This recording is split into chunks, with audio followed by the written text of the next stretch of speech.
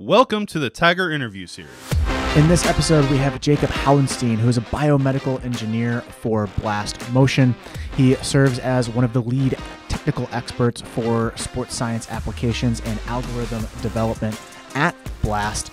This was a fascinating conversation. I was wanting to dive deep into how Blast Motion actually works with its sensor technology and how accurate it really is. This was a fascinating conversation. He was very gracious with his time. I hope you enjoy this conversation.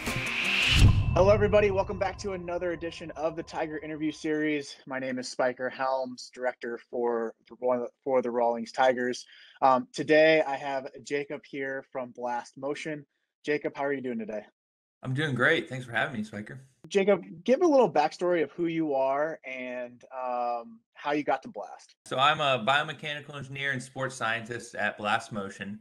I work on the sensor algorithms, data analysis, and really just connecting the information we get off the sensor to the movement patterns or performance of the athlete. I have an undergrad and graduate degree in biomedical engineering.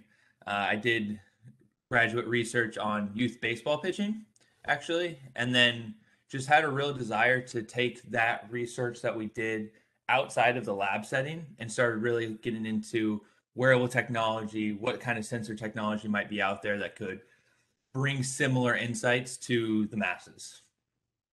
Now, do you have an athletic background? Is that what got you interested in going inside of Blast Motion and going down the athletic route rather than kind of going the more traditional way for your field?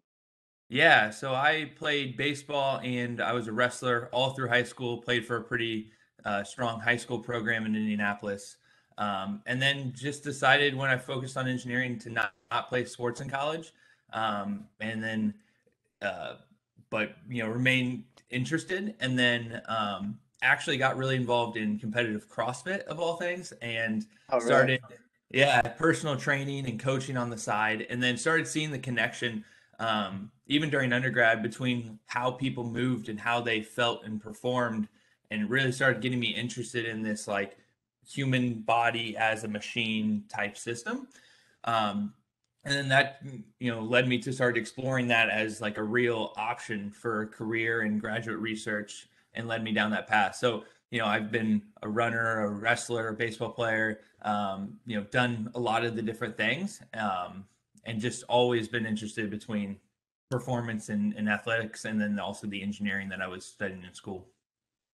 When you were studying in school, did you do any projects on like the human body and being able to track it with sensors or certain type of systems?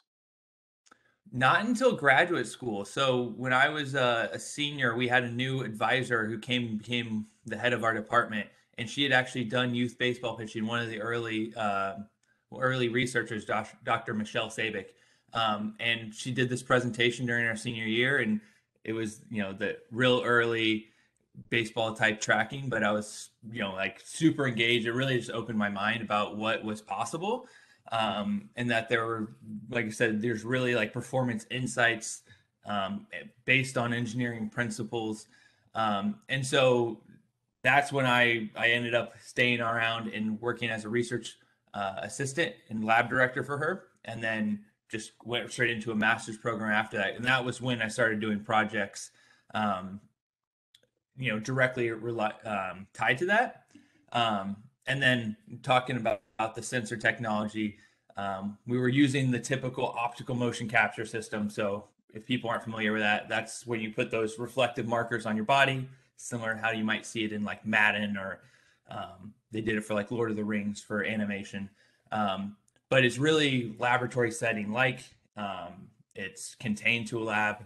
Now they're doing it out in the field a little bit more. But so I started like buying electronics off the internet, creating my own sensor systems, trying to do the same stuff I was doing in my research in my like CrossFit and that stuff. So I was kind of nerding out on that stuff, but it just started, learning about it and trying to find the connections between the engineering and the performance.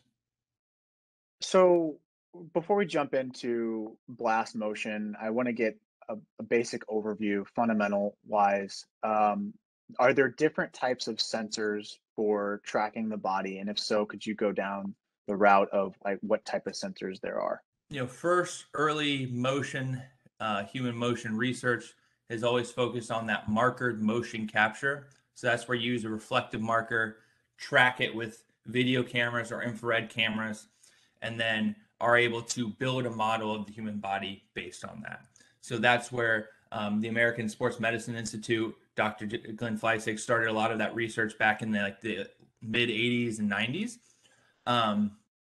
And then, that's come a long way where now we have what we call markerless motion capture systems that are installed in major league stadiums.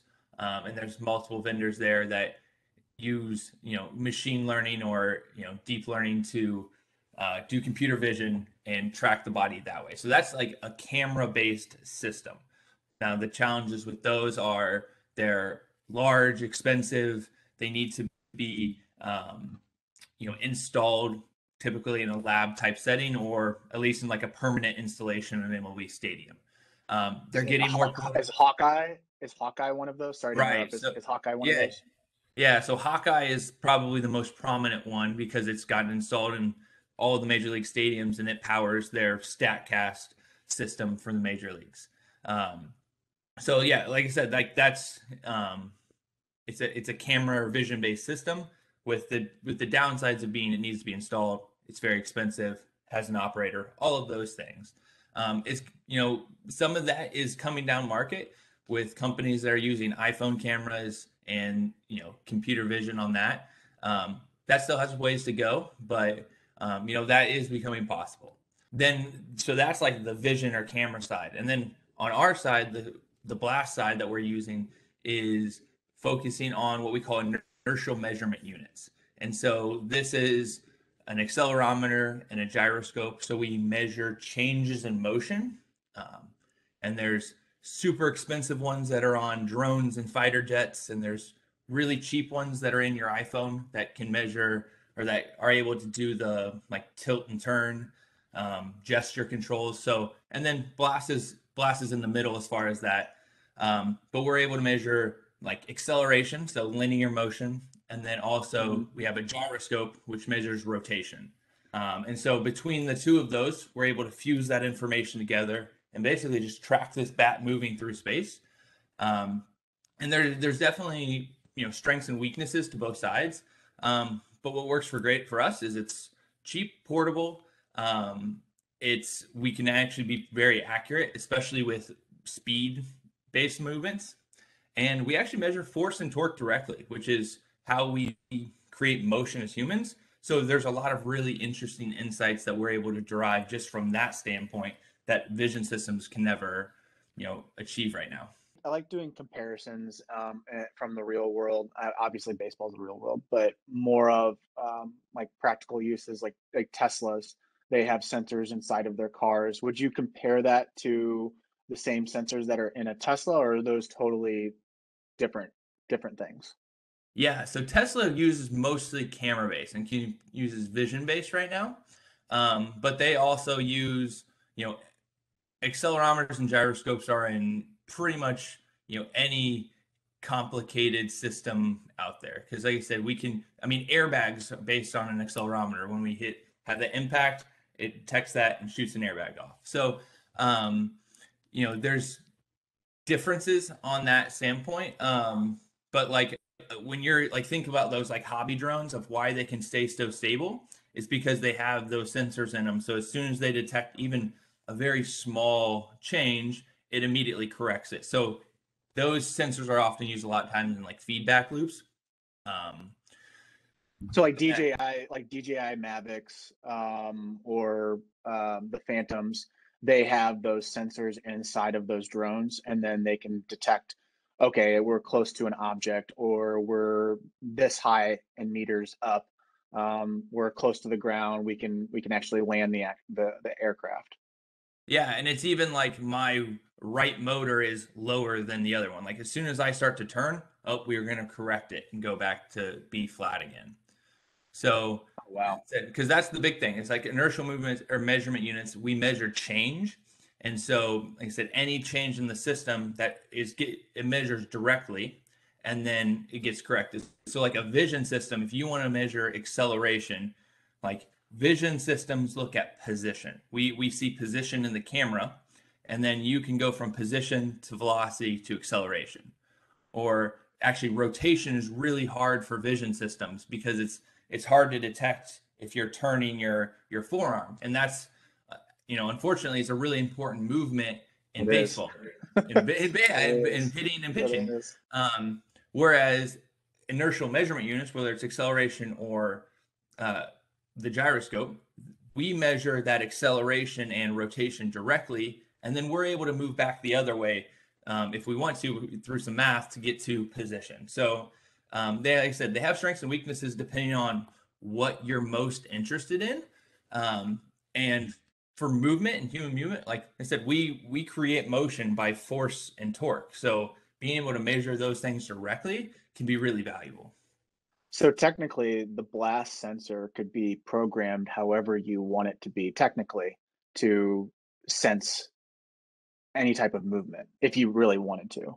Is that what I'm getting at? Absolutely. Yep. That kind of hardware is pervasive through, everyday life. Like I said, it's in every one of our iPhones. It's in airplanes, cars, all of that. And then we're able to leverage those strengths to then, fuse them with our algorithms to track a baseball swing. And then you just program the sensor with your algorithms and like knowing, okay, if this happens, this is the number that we need to have at that point to give back to the hitter.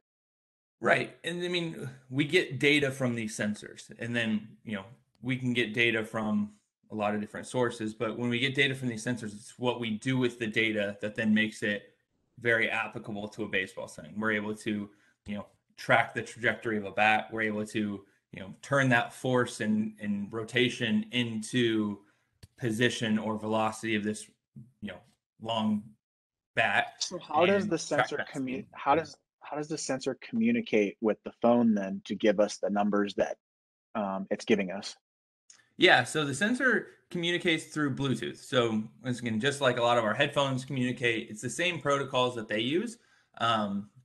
And the sensor and the phone, they talk, so they're on the same time frame, and which is really great because we're able to, when we like take video with our blast phone, like one of my favorite features is that we can set our camera on a tripod and just hit play, and then you can take swings and it automatically determines when that impact happened, clips the videos, key events in the video. And so all of that's because the sensor and the phone are talking to each other. So they're on the same time. And anytime the sensor detects those key events that we're looking for, sends it back to the phone, and then we're able to merge those two together and give that to the user. And the phone basically cuts the clips up because it knows when to stop. Yeah, absolutely. Now we know when key events are happening. Obviously, the phone is the one that's taking the video and able to make that connection. And how accurate are sensors in general? Like, is it a 99% accuracy, 100% accuracy? What would you say right now with the technology that we have as humans? Right. So said inertial units are in everything, right? So like fighter jets have insanely accurate inertial measurement unit sensors. Your phone one is not so accurate. Blasts were definitely, in between one of those. But accuracy has been a core tenet of Blast, and it's a very adamant directive from our CEO to be as accurate as possible, and that's what's helped us be successful, especially in the major league realm. So we calibrate both the accelerometer and gyroscope, like our sensor components, in the factory, and then we run validation testing. So that's one of my big responsibilities is we'll actually test against one of the optical systems that we have in our lab to ensure that we're accurate. And so, we've invested a lot of time in our hardware and algorithms to make sure that happens. And then it ends up being like when we've tested our sensor versus the optical system, our average bat speed, for example, is essentially spot on to that of the optical system. And like I said, we've invested a lot to make sure that's true because we want to have confidence in the data we're giving to the users. And you want to be able to. any specific point and be like, I trust that, and it's not like a fluke in the data. Now, is there certain data points that are, because you said bat speed, so bat speed is almost 100% accurate, right? So what are there is there like a ranking system of like, yeah, this right now where we are technology wise inside the market right now is that this is for sure going to be 100% valid. Like it's going to be, there's going to be some one-offs, some outliers, but then as we get down the list, it starts getting a little bit, we're not there yet from a technology standpoint. What would you say are the top three that are like 100%, not 100, I wouldn't say 100, but like 95, 98% accuracy on?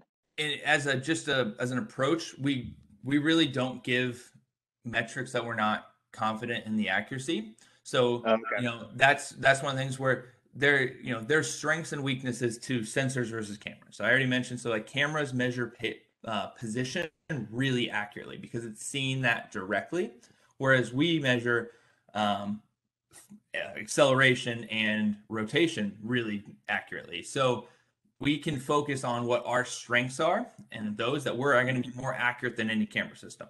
Whereas we're not going to give a lot of like positional type metrics. Like we don't tell you where your hand position is. We can tell you what your hand speed is. And actually like our, some of our rotation type metrics, vertical bat angle and attack angle are very accurate as well.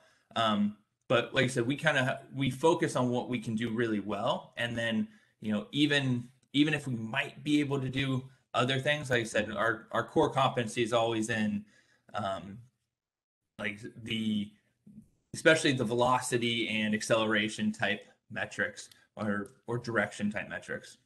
So technically that sensor could tell you where your hand placement is in your swing at any given point.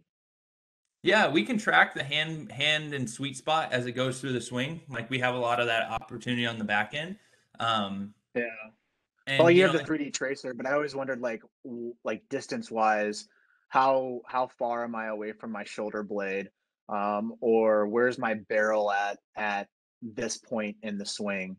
Um, it would have been like, so technically you could potentially do that. yeah, so the 3D swing tracer is a great example. So that is something we give users where we're showing positional data in the real world. But we have one sensor on the bat, so we don't know where your body actually is. We can understand how the sensor Yeah. and the bat are moving, and you can infer a lot of information. Just by looking at how the bat moves, we can infer a lot of information about how your body moved to create that motion.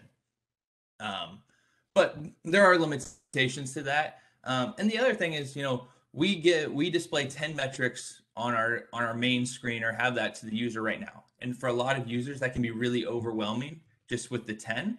And so we have to not only focus on, there's a million different things that we could measure or could give to the user. We also want to focus on what are the most important things so that we can have them focus on it.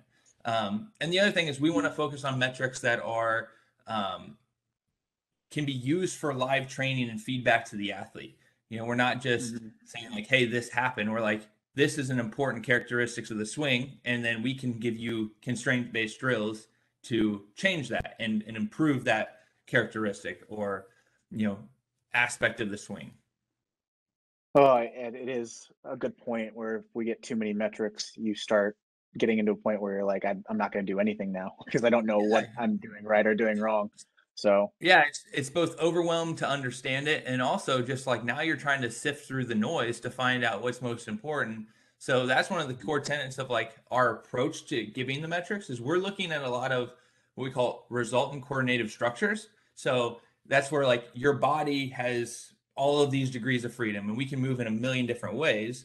But we're looking at like what are the principal outcomes of that movement. So I'm not trying to get too controversial here, but I think we can all agree that there's like a rotational component to a baseball swing. And so given also that baseball, one of our most severe time constraints is the time we can pick up the ball and swing. So that's where we focus on not just being able to rotate, but initiating that rotation really quickly. So that's where we look at our metric like rotational acceleration. we're trying to, like, we know that a lot of athletes' bodies move in different ways. We're not focused on the exact movement of how your hip or how your trunk moved. We want to see, like, what is the functional outcome that got the whole system moving into the swing. And so now we also know that if you sequence well and create separation and torque through like separation between your pelvis and trunk, which creates that torque through your abdomen, that you're able to then utilize that torque to rip the bat into rotation. So like for our case, like rotational acceleration is the functional output of sequencing. It's not sequencing itself, but it's the outcome. Like we sequence so that we can accelerate the next segment into rotation. And so like those are the type of characteristics we're trying to measure. Like on plane efficiency, like everyone's bat has to follow some sort of path to contact. And that's what we're trying to capture with that. Like I said, there's a million different other factors going on, but how did your bat get from the start to impact? And that's what we're trying to capture with that. So I would love to get I would love to get your take on this, because you live and breathe this every single day, and seeing data constantly and trying to build the product even better. Yeah. From what do you think is the most meaningful metric on that Blast captures? And then my follow-up question is, where do you think the best results, what metrics should be focused on the most for the best results? So contact, basically, getting more contact. I mean, first of all, I certainly hold the opinion that we should treat every athlete as an individual because they're simply different than other athletes. We're all going to have our strengths, weaknesses, different training backgrounds. We can move in different ways. And most athletes are at a different point in their training or athletic journey than any other athlete. And so I think there should be an individual approach to any of these metrics. There's never going to be one all powerful or all important metric. And the same thing, everything in the swing is connected. So if you have a great bat speed but you can't hit the ball, that's not going to be as great. And same with if you can't drive the ball, you're also going to have trouble. So Yes. I think there's kind of a hierarchy, and it depends on what level you're at. So one of the things we say is bat speed, especially for youth athletes, is a very big separator. And I'm talking youth, if anything, we're talking to get into college. If you can't hit the ball a certain speed or hit the ball hard enough, you're going to have a hard time scaling to the next level, especially when you're talking about getting onto the big field from like 8th to 9th grade and then being able to make the jump from like high school to college. Bat speed is a big separator between players, and it's the ticket into the door as far as able to get to a certain level. So bat speed is measuring the barrel speed of the bat. Is that what that's capturing? Yep. It's the center of the barrel, 6 inches from the end of the bat, and it's how fast that point is moving through space, and that's the part of the bat you want to hit the ball with. And so there's going to be a direct relationship between how fast you're able to swing and if you make flush contact on how hard you're able to hit the ball and your resulting exit velocity. So Gotcha. Back to if we want to create certain results, like, hey, you need to be able to hit the ball 100 miles an hour to play in college, for example. I don't know if that's, everybody's going to have their own standard there, but we can look at what kind of bat speed is required to be able to do that. And if you're not getting there, maybe we should look at increasing the bat speed. In the same vein, we also need to be able to hit the ball in the air. Hitting tanks into the ground isn't a very good strategy either for most players. And so attack angle becomes really important. And that's almost where you can get some of the quickest gains by just adjusting your attack angle. So now those really hard hit balls that are ground balls to the shortstop are then going over their head into the gap. I was working with our Mizzou commit yesterday, and his attack angle, we were looking at it, and I was like, man, your swing just does not look right now. And we were looking at it, and the first metric that I went to, because obviously he's a Mizzou commit, so his bat speed's already up there. But I looked right at attack angle and say, hey, what's your on plane efficiency and what's your attack angle right now? And the attack angle was literally a -8, and he was just crushing everything into the ground. And finally, I said, hey, you're looking for a feel. Don't look for the number. Look for the feel. Right. Search for something that's more up in the air. And we came back after 10, 12 swings, and his attack angle was at a +8. And it was a matter of a quick adjustment where, a while ago, like a couple of years ago, me trying to convince him would have took me another 15 to 20 minutes in convincing him that he is wrong on hitting the ball on the ground. You need to make this adjustment. So, and we were laughing about it and talking about it just because the blast motion was able to be the middleman and validate what my initial thoughts were and get him to get on the same page as me a lot quicker. Yeah, and it's such a simple switch, and it's one that the sensor will always be able to see it better than your eyes. Even if you pick some of that up, we can have that objective feedback that we can look back on, track, use all the leverage of computing and systems to manage that data. And that's, attack angle is one that I wish when I played, because I hit the ball hard on the ground and I hit a lot of ground balls to shortstops, and I was a slow catcher, so it wasn't a very good strategy for me. But it's a simple change. So we can get some really quick performance gains from that. We've seen that at the pro level where the guy has a great swing and just hitting, we see his attack angles all negative. There's a reason he only hit like 2 doubles and no home runs over the course of a minor league season. And that's his livelihood. If we can make that change, that's a big win for him. But at the same, those are the quick places we can start. And I think that's what most people think when you think of bat sensors is bat speed, attack angle. But that's really where we start. And then, between when you start your swing and when you actually make contact, when we measure bat speed and attack angle, there's, a lot of different things that happen in the swing. And that's when we start to look at our coordination and control metrics, which are rotational acceleration, on-plane efficiency. And both of those are really important, and connection as well. So, for rotational acceleration, we're looking at how fast you're able to accelerate the bat, accelerating the swing. And it's a lot earlier than most people think. It's really like your first move to start like the downswing is when we look at rotational acceleration. So really, how fast are you able to initiate or react to the incoming pitch? And what is the sensor measuring on the rotational acceleration? You said bat speed, it's measuring 6 inches away from the cap of the bat, correct? Yeah. And then for rotational acceleration, where is it measuring in your swing? Like what physically is it measuring? It's really, we're measuring right when you transition from your load and the move towards the ball. We're getting that measurement straight from our the acceleration. So that's where we're looking at literally how quick are you able to accelerate the bat into the zone or into your swing. You could think of it as almost your rotational rate of force development. And that's a really important metric for sprinters and jumpers and that type of thing. So baseball, we're rotational athletes, and we need to be able to create that force and create it really quickly. And so instead, really that initiation from your load and into the swing. So it's measuring what your hands do from once you start making a forward progression towards the ball. Like it's measuring basically the knob. It's measuring what the bat feels. It's really this whole bat as an entire system. It's what kind of acceleration or force is the bat feeling?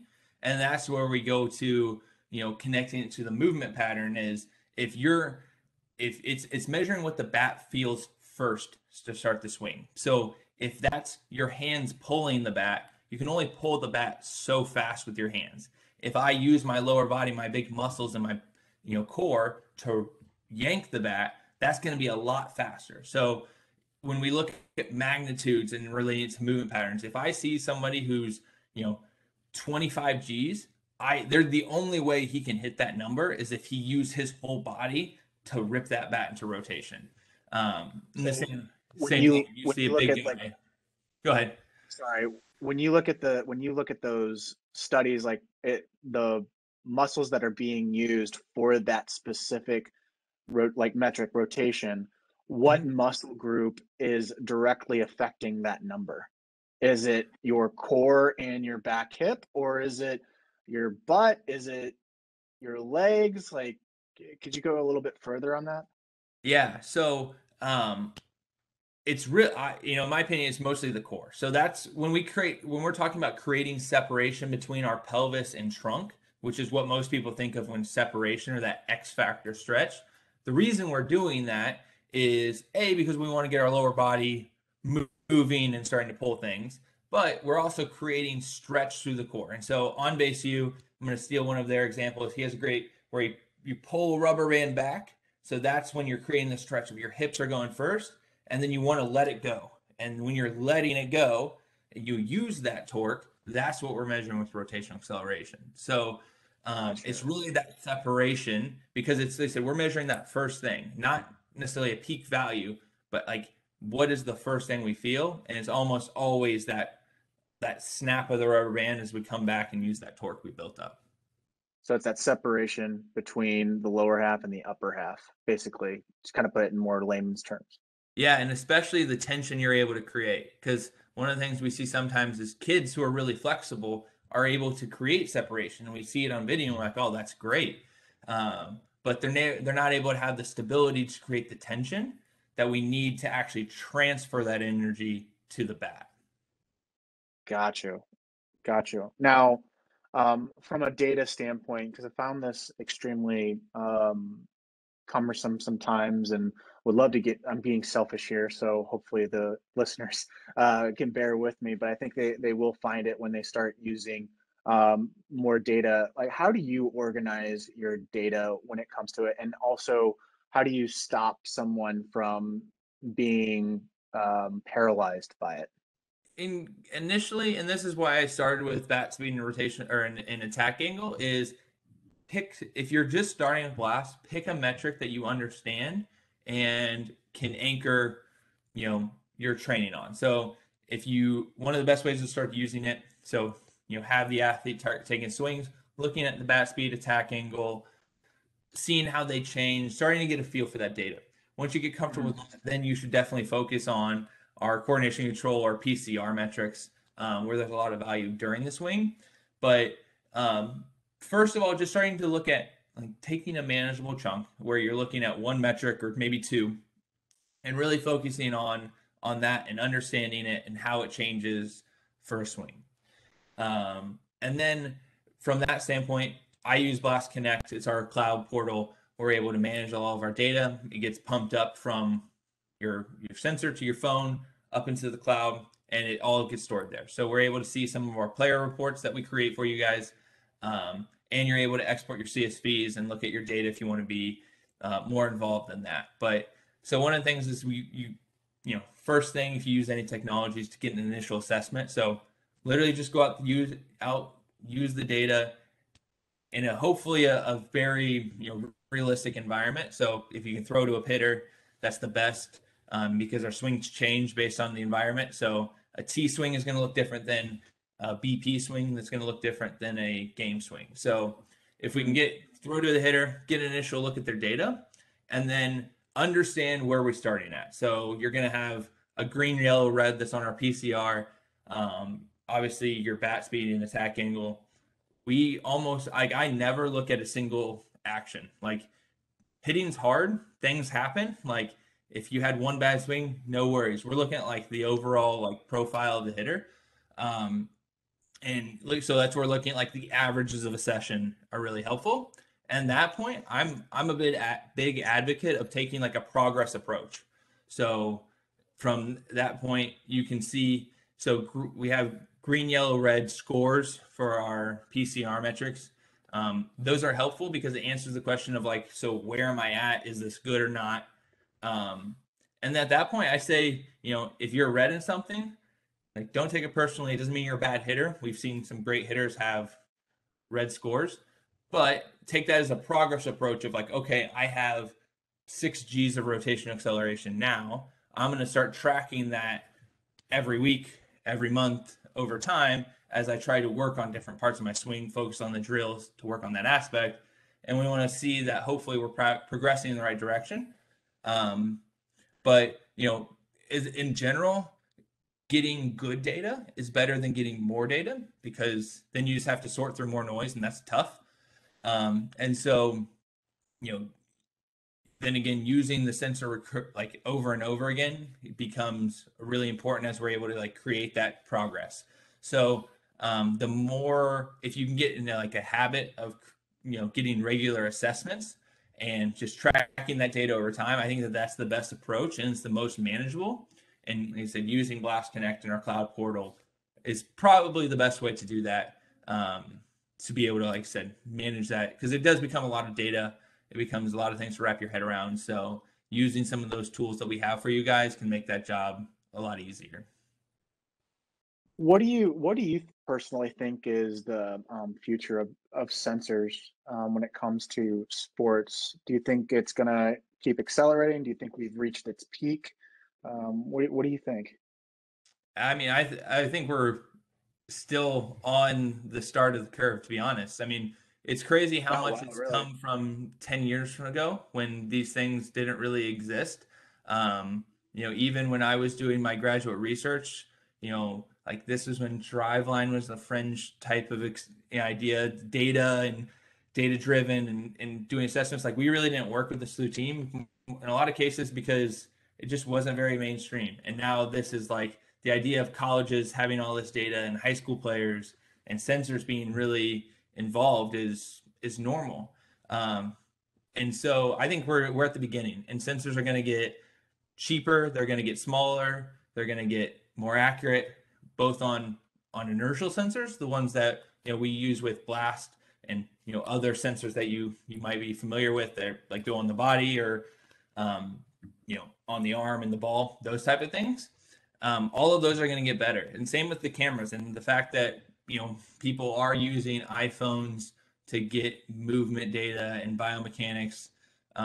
That stuff's really early right now, but we're going in that direction, and cameras are getting mounted in more places, and you're going to go to tournaments where they're going to have those high-tech camera systems installed in the stadiums. So I think we're in the early, and it's like I said, it's going to get, there's going to be more, it's going to be more accessible to people. But at the same time, that also creates the challenge that we have more data, so we have to understand it and be able to analyze it and process it. And especially if you're talking about feedback for player development, we need to be able to turn that around quick enough that we're able to actually have that interaction with the player. The new iPhone camera is absolute bananas. So it Yeah. seems like every year it gets a little bit better and better, and obviously that's probably helping from a tracking standpoint as well when they start adding new hardware into those phones.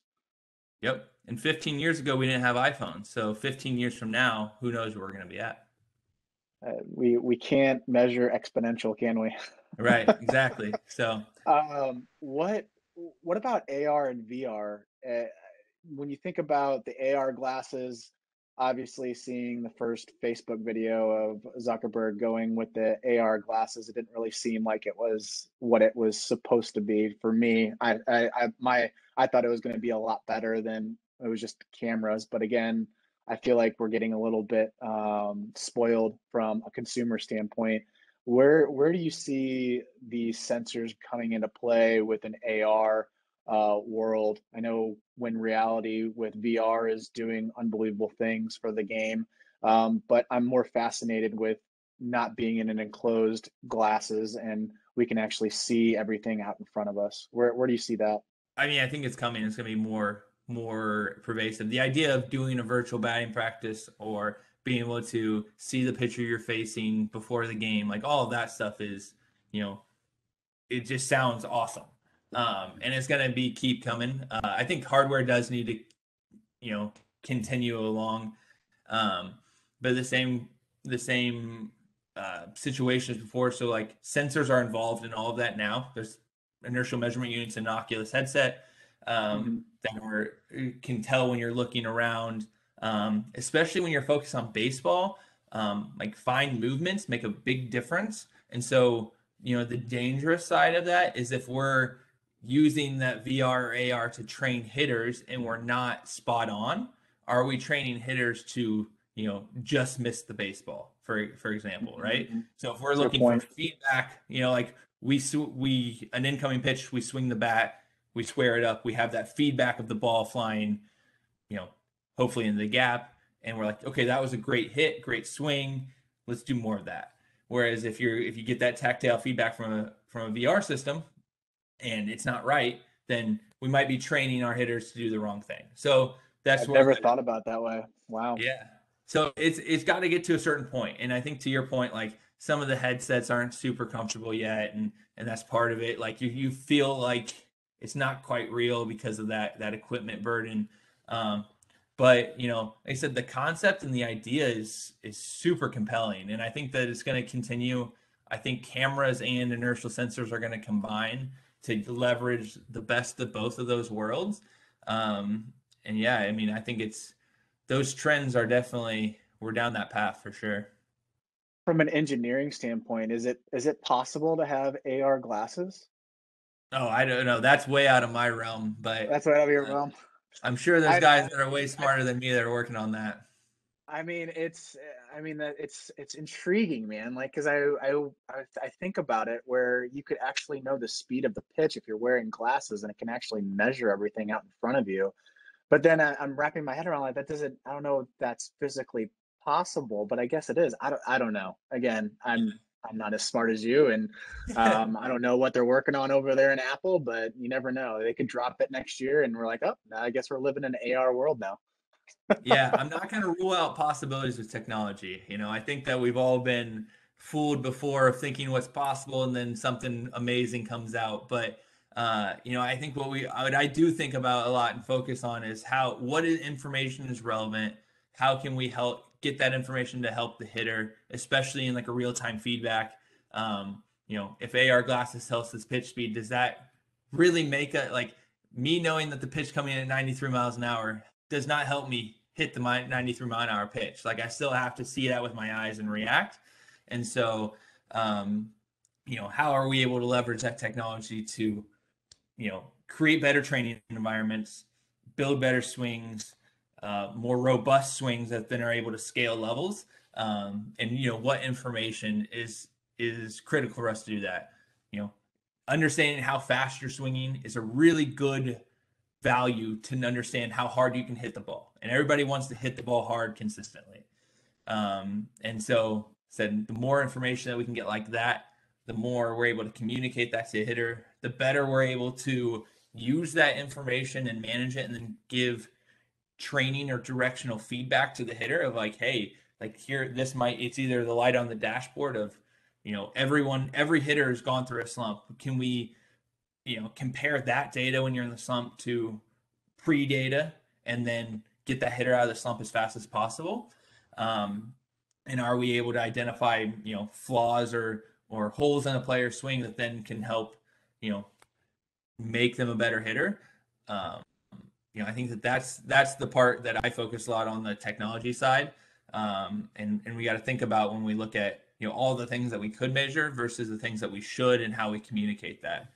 Yeah, communication side is very intriguing, and being able to get everyone on the same page, because then there's some people that are going to be unbelievably curious and know exactly what each metric means, and then there's going to be some other people that just like, you know what, just tell me what I have to do, and I'm good with it. So it is a battle from an instructor standpoint and from a coaching standpoint. Is that when I have a player that's very curious, it's a very seamless, like, hey, let's get the blast, let's look at it, let's see what it's doing. And then like my Mizzou commit, he's intrigued by certain numbers and loves hearing me explain the numbers. And then I'll have another guy who literally is like, hey, Spike, just tell me what I need to do. Just give me the skinny, and we'll go from there. And then I'll have a third guy who is literally like me, who knows, oh yeah, I know what you're talking about. Yep. I need to get that number fixed. Makes sense.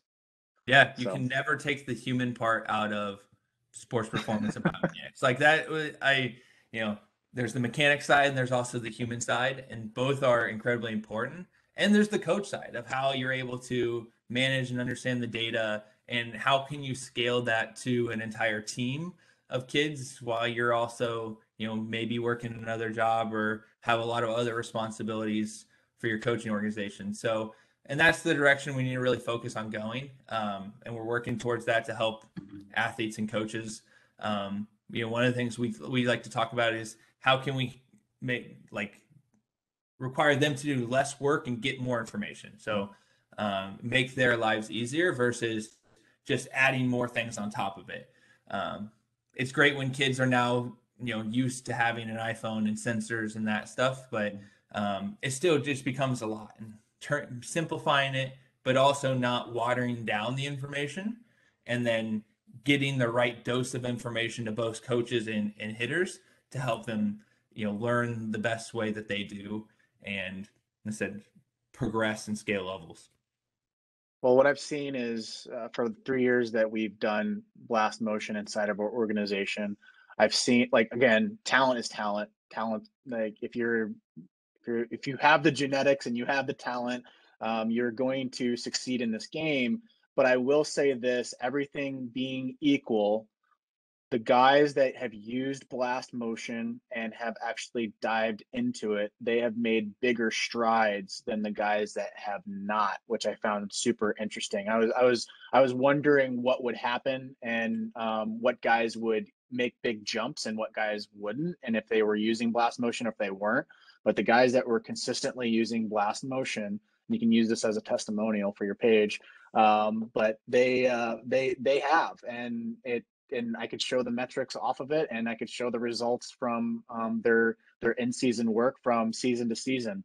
So it is very fascinating, and it goes against that narrative of that there's too much information. I just don't want to think at the plate. I think that's more of a cop out than anything else, of being scared of diving deep into curiosity and thinking like superstition inside baseball, and thinking that you're not going to get a hit because you're overthinking everything at the plate. Like, yeah, there is that, but at the same time, if you kind of treat the data as telling you a story or telling you what to feel, it becomes a lot easier. You're going to make adjustments a lot faster. Yeah, absolutely. Talent's real, but also training creates talent. I firmly believe that. Especially when you're talking high school hitters, the guys who are successful are bigger, stronger, faster, and can hit the ball farther. Well, we can build bigger, stronger athletes that hit the ball farther. So, I said, it's always great to have the innate talent, but there's also the nurture part as well. And the more we can give information, it's just information. Like we said, we've seen all sorts of swings. We've gotten the luxury of looking at some of the best hitters in the world, batting titles, home run champs, the whole works. And there is no one swing, and there's no one way to be successful. And it's just information that can help them and understand where their swing's at, and then where they might be able to improve. And I can tell you that some of those best players in the world have taken critical looks at their swing in ways that they can improve. And it's the same for high school hitters. Just being aware of it doesn't mean it doesn't define your swing. It doesn't define your performance, but it can also inform some of our decisions to help bridge that gap. The worst thing we can have is not knowing that there was a problem or not understanding it. So, like, especially that hardworking kid, a lot of times they want to know so that they can work on it and focus on that aspect and close that gap. So it's all just information. It doesn't define anything, but it can be really important information as well. So the last thing I wanted to, this was not on our initial conversation on what we wanted to talk about, but you mentioned a extremely important principle that I've been trying to live more towards, which is first principles. Yeah. Could you explain first principles? Because I think it applies really well for a baseball swing, and I'll kind of bring my 2 cents into it after you explain first principle thinking. Yeah, and this is something that I'm trying to work and do better on, all sorts of things in life, but or how I approach things, but it's basically breaking the problem into the most basic components and starting there. Like, what do we know is true? A swing is, not trying to say anything too controversial, but there's a rotational part of a swing. There's a path of how you got from the start to impact. There's some sort of relationship between your body and the equipment you're trying to swing. And, what are the critical parts that we need to have happen? And then fitting that into, at that point, like, all of the other aspects of how the hitter self-organizes and gets that done and fits their body, their strengths and weaknesses. Um, Bigger athletes can do it differently than smaller athletes. All of that becomes, how they accomplish those principles, whereas the principles are the things that we need to have happen. And it's like, we when we talk about like all great athletes do X, you know, whether or not that's true or not, but like that's kind of the approach is like, hey, all these athletes, they do it differently, but they all do some certain things the same too. And that's kind of some of our approaches. We're trying to capture those and not get lost in the noise of what was your stance like before, you know, 3 seconds before the swing. Like that's individual, that's comfort, other things.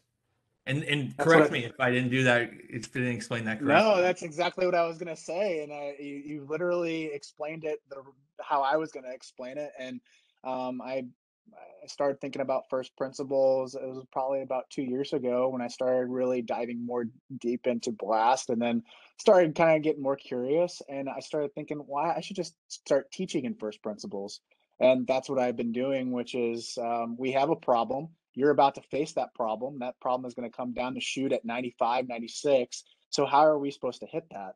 And Yep. there are certain things that you have to do to make that work. And there are certain things that are going to prevent you from hitting the ball. Now, again, all has to be equal when talking about first principles. I can't equate your genetics. I don't know what your genetics are going to give you in 5 years or 6 years, but I can teach you right now how to get a little bit more successful in trying to make contact and trying to get more power numbers out of your swing instead of thinking about superstitions or thinking about old thinking of like, oh, this is how it is and this is how it will always be.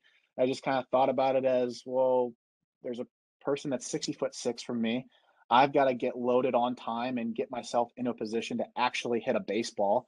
And then I'm going to use this data to really explain the things that I can't see with my trained eye, seeing baseball for, I'm 32 years old. So I started at 6 years old. So being able to see all that baseball, there's still things that I can't see that the sensor does give me some feedback. And there are some other technologies that do the same thing, like Rapsodo, HitTrax, like stuff that's out, after contact that gives me a little bit more data on the problem that we're trying to solve. So, Jacob, this has been an awesome conversation, man. I really appreciate your time. Yeah, thanks for having me. It's been a great conversation. And I think one more thing you spurred my Yeah. thought on is, you know, Yeah, a let's do lot it. of Yeah. these things are just trying to give the athlete the tools to be successful. We're trying to ask them to accomplish something. And this is one of those ones where people are like, oh, the nerds are ruining baseball. And I'm like, hey, you know, whether or not you believe that or I'm not, cool with being a nerd, man. I'm cool hey, with being a nerd. I'm Nerds rule the definitely world. I definitely self-identify as one, but like, you know, Yeah. I view that as separate of what we're doing because, you know, whatever you're asking these athletes to do, if that's hitting the ball in the air or trying to hit more gaps and less singles, like that doesn't matter to me. Like whatever, you know, the task or like what we're asking you to do is not something that I define. We're going to try to give the hitter the tools to accomplish the task.